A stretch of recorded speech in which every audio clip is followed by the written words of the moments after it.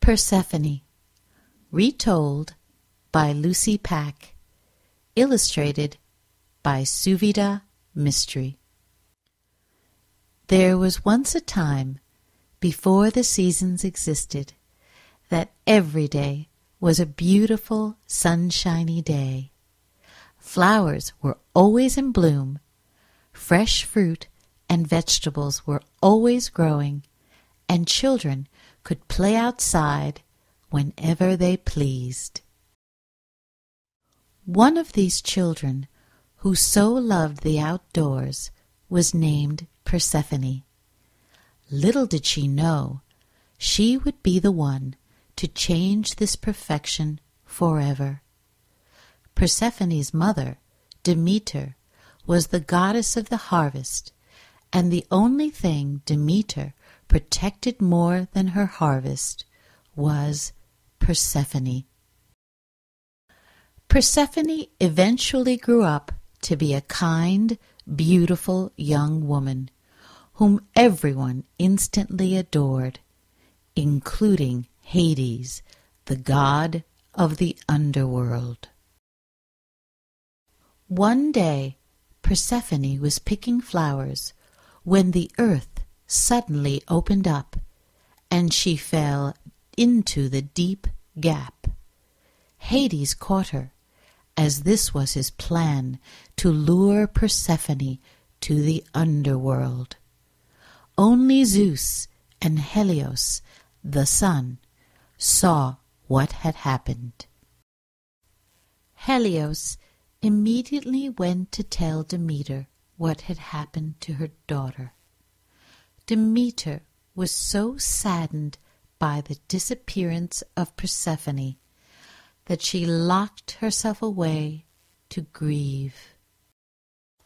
With the goddess of harvest so distraught, the earth was no longer fertile.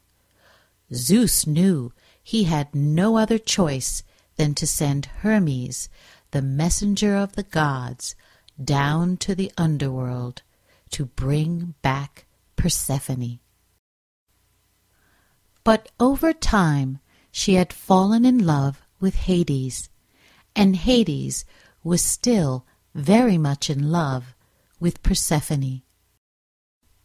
When Hermes reached the underworld, he told Persephone of her mother's sadness, and the sadness this caused those on earth. Persephone knew she had no choice but to leave Hades. Hades did not want Persephone to go, so just before she left, he asked her to share a pomegranate as a final memory together. Persephone did not know this, but every time she ate a pomegranate seed, she bound herself to another month in the underworld. As it turned out, she had eaten enough seeds so that she would have to spend 1/3 of every year with Hades.